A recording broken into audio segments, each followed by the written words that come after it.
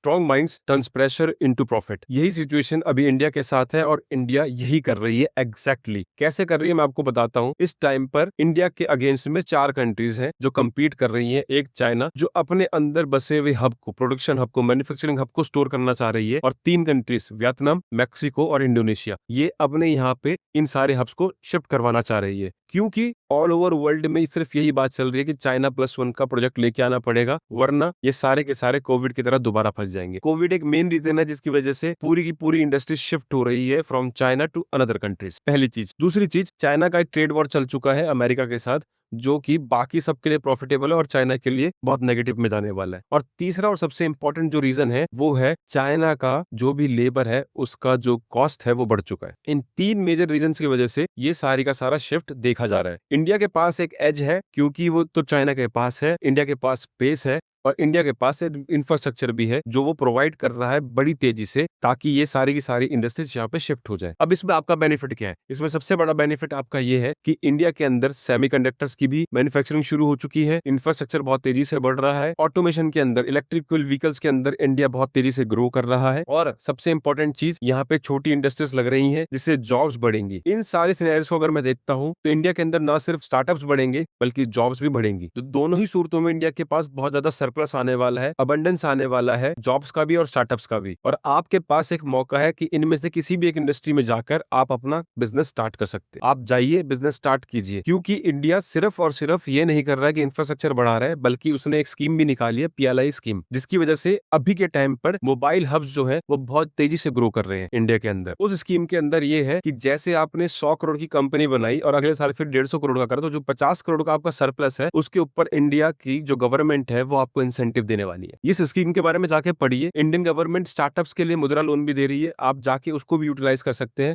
और अपना स्टार्टअप बना सकते हैं। और उसके बाद जो आप स्टार्टअप बनाएंगे उससे जो आप 50 से लेके 100 लोगों को काम देने वाले हैं वो एक अलग कॉन्सेप्ट है, और वो 100 लोग भी काम करेंगे। इससे इंडिया के अंदर एक बहुत तगड़ी इकोनॉमी आने वाली है। प्लस विद दैट, रिसेंटली अभी मोदी जी ने एक अनाउंसमेंट करी जिसमें उन्होंने कहा है, जो कि इनडायरेक्ट और डायरेक्ट वे में यही है कि मेक इन इंडिया के ऊपर फोकस किया जाए। तो आपके पास बहुत ज्यादा अपर हैंड है, गवर्नमेंट आपको सपोर्ट कर रही है, जाइए अपना बिजनेस कीजिए।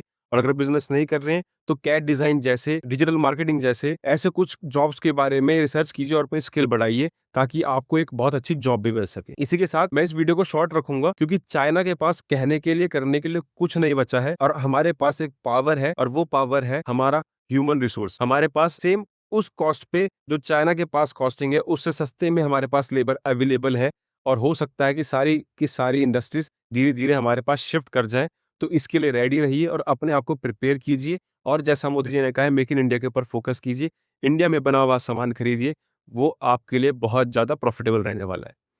Thank you very much for watching till and. इस वीडियो को लाइक, शेयर और सब्सक्राइब करना मत भूलिएगा। Thank you very much.